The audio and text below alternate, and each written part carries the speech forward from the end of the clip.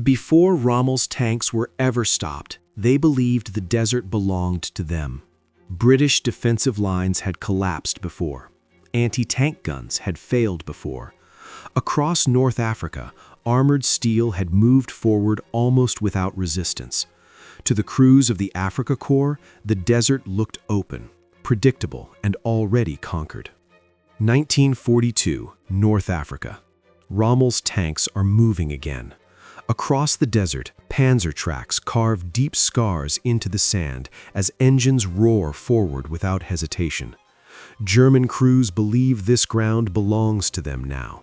British defenses have collapsed before. Anti-tank guns had failed before.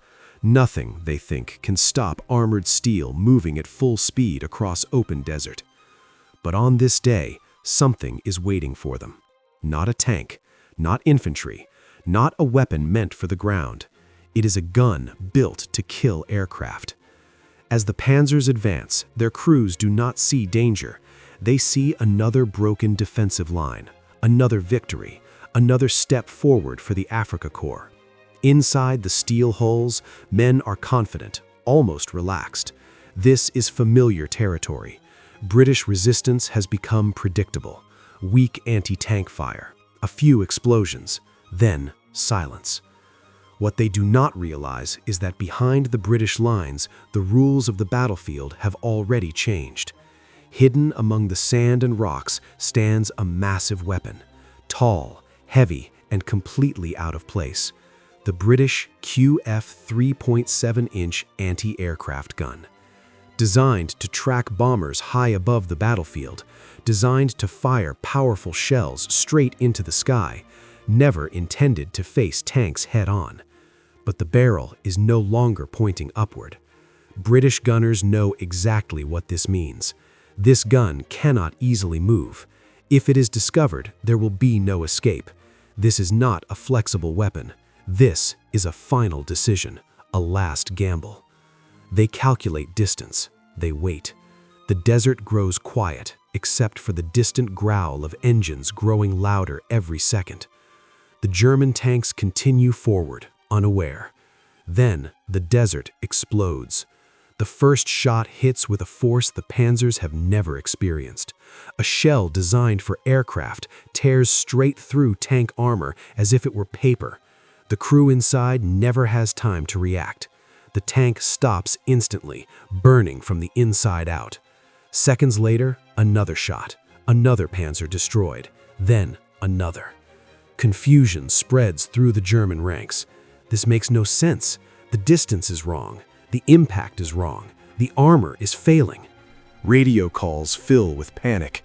Crews demand answers that no one can give. They cannot see the enemy. They cannot locate the gun.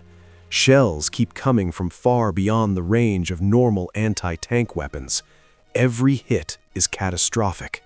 No warning, no chance. This is no longer a battle. It is an execution. For the first time in the desert campaign, panzer crews feel exposed, vulnerable, hunted. Tanks slow down. Some stop.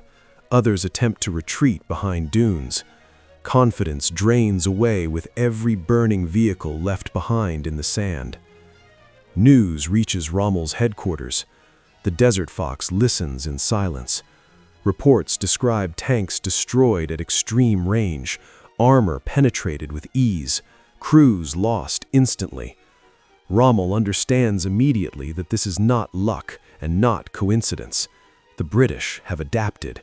They have turned a weapon of the sky into a killer of armor. Rommel does not retreat. He does not panic, but he does something rare. He becomes cautious. Advances slow. Positions are scouted more carefully. The desert, once open and predictable, now feels dangerous again. Somewhere out there, heavy guns may be waiting. Guns not meant for tanks, but deadly to them all the same. The war does not end here. The North African campaign continues with more battles, more blood, and more destruction. This single weapon does not decide the outcome of the war, but it changes something far more important. It breaks certainty. The British proved that war is not only won by superior numbers or perfect plans. Sometimes it is won by desperation, by adaptation, by turning the wrong tool into the right weapon at the right moment.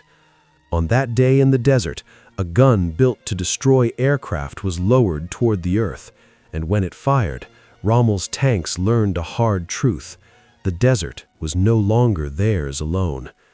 This moment did not end the war. Rommel was not defeated that day, but something fundamental had changed. A gun meant for the sky had been turned toward the earth, and when it spoke, it shattered certainty. The sand settled, the guns fell silent, and the desert remembered everything. If you were captivated by this intense story from history, make sure to like the video, subscribe to the channel, and leave your thoughts in the comments. More hidden and untold tales from the past are on their way. Don't miss them.